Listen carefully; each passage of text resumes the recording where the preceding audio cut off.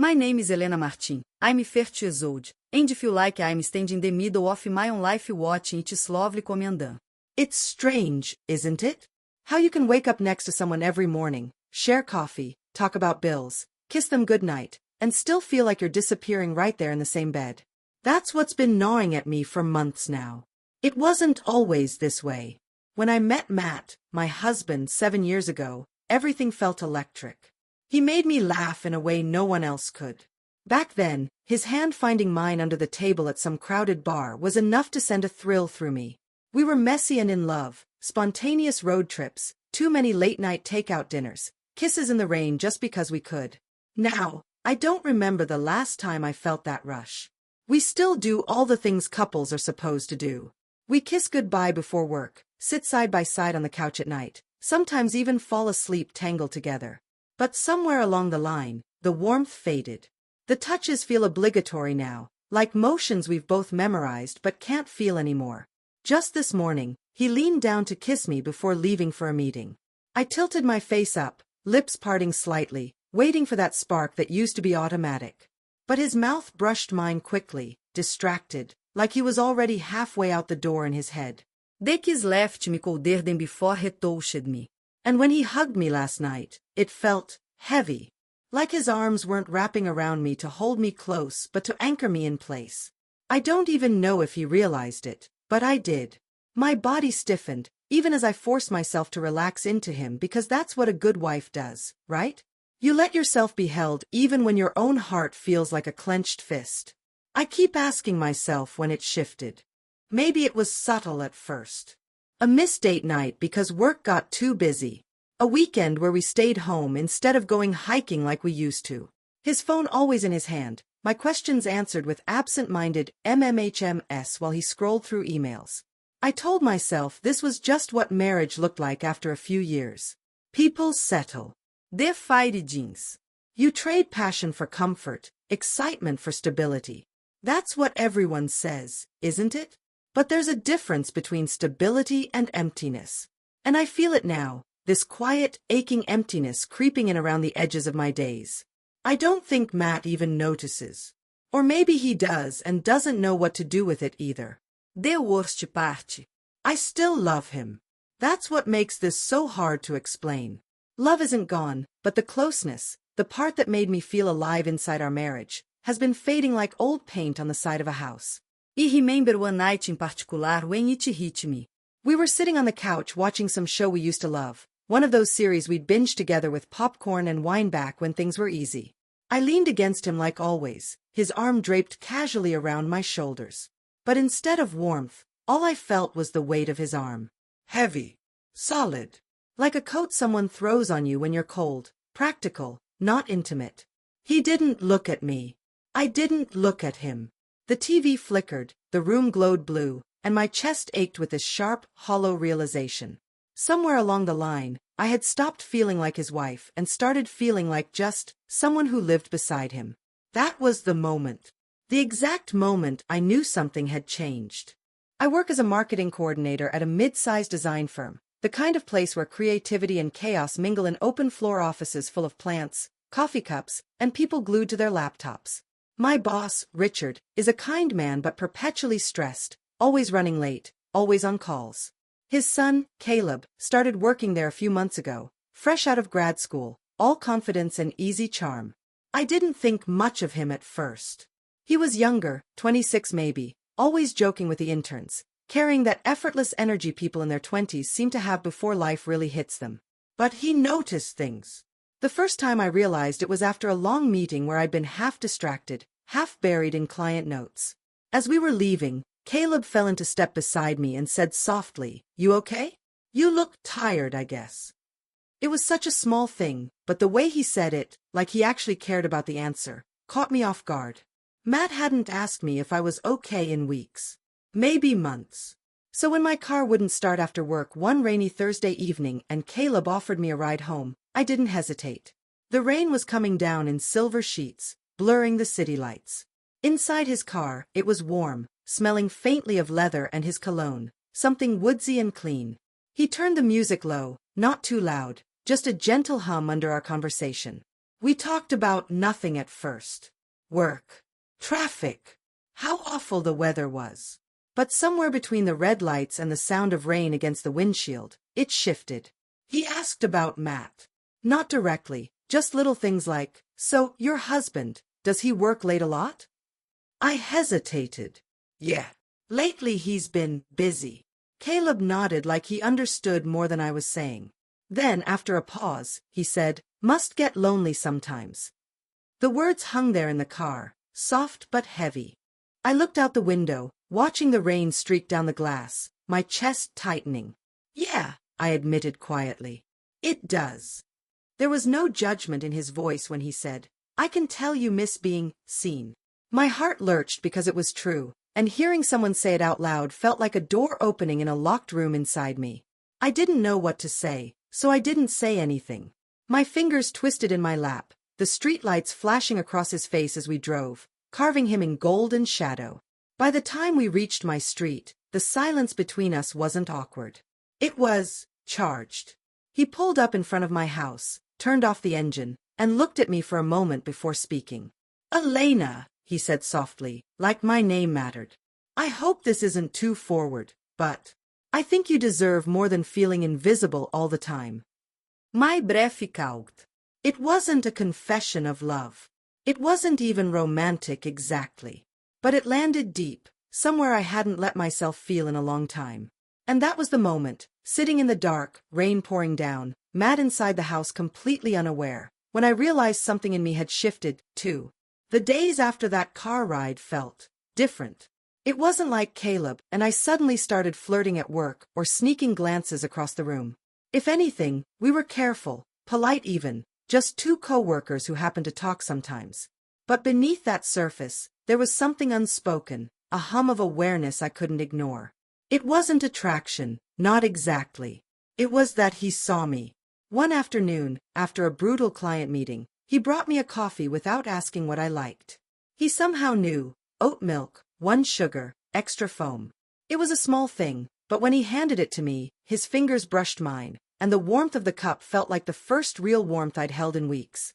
At home, Matt barely noticed me anymore. We used to talk over dinner about our days, our dreams, our frustrations. Now it was mostly silence, broken by the scrape of cutlery or his phone buzzing with work notifications. The only time he reached for me lately was in bed, and even then, it felt mechanical, like checking a box instead of reaching for me. The worst part was, I let it happen. I turned toward him, kissed him back, but inside, I felt nothing. And afterward, he'd roll over, already half asleep, leaving me staring at the ceiling, wondering when my own marriage had started to feel like a performance. One night, after another dinner eaten mostly in silence, I sat on the back porch with a glass of wine, scrolling aimlessly through my phone just to feel less alone. A message popped up. "Caleb, hey. Hope you made it through today without losing your mind." That meeting was brutal. I smiled before I could stop myself. Me, barely. Thanks for the coffee, by the way. It saved me. Caleb, you looked like you needed saving. I stared at the screen longer than I should have. It was harmless, just words. But there was an undertone there, one I felt in my chest even as I told myself not to read too much into it. The next time we talked in person, it was after work again.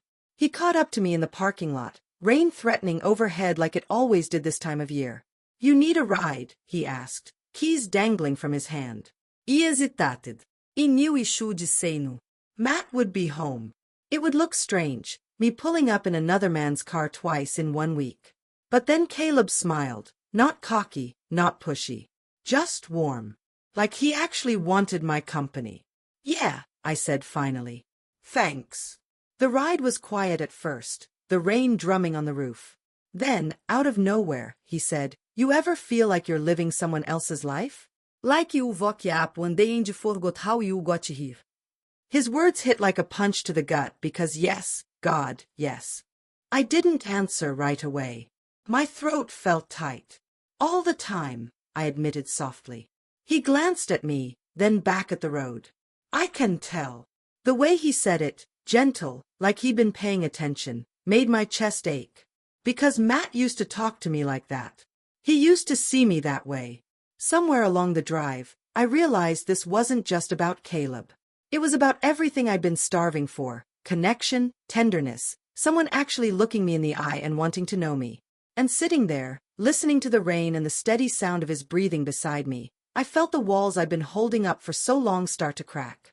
That night after Caleb dropped me off, I stood in the driveway for a long time, watching his taillights disappear into the rain. I should have gone inside immediately. Matt was probably wondering where I was, but I couldn't move. My heart was hammering in my chest like I'd done something wrong even though nothing had happened. At least, nothing physical. Inside, Matt was on the couch, laptop open, the blue glow of the screen reflecting off his tired face. He looked up when I came in. "You're late," he said. Not angry. Not curious. Just stating a fact, like asking about the weather. "My car wouldn't start again," I said, slipping off my coat. "Caleb gave me a ride." He nodded absently, eyes already drifting back to his work. "That's good." That was it. No follow-up questions. No teasing, no playful jealousy, no flicker of concern that another man had just driven his wife home in the rain. I don't know what I expected. Maybe for him to notice me, to look at me and really see me the way he used to. But he didn't. And for the first time, I felt this deep, painful certainty. We weren't just drifting apart. We were already far, far away from each other, like two ships that had sailed in opposite directions without even realizing it. The next day at work, Caleb stopped by my desk. "You okay?" he asked softly. I nodded, though I wasn't sure it was true. He leaned against the cubicle wall, hands in his pockets.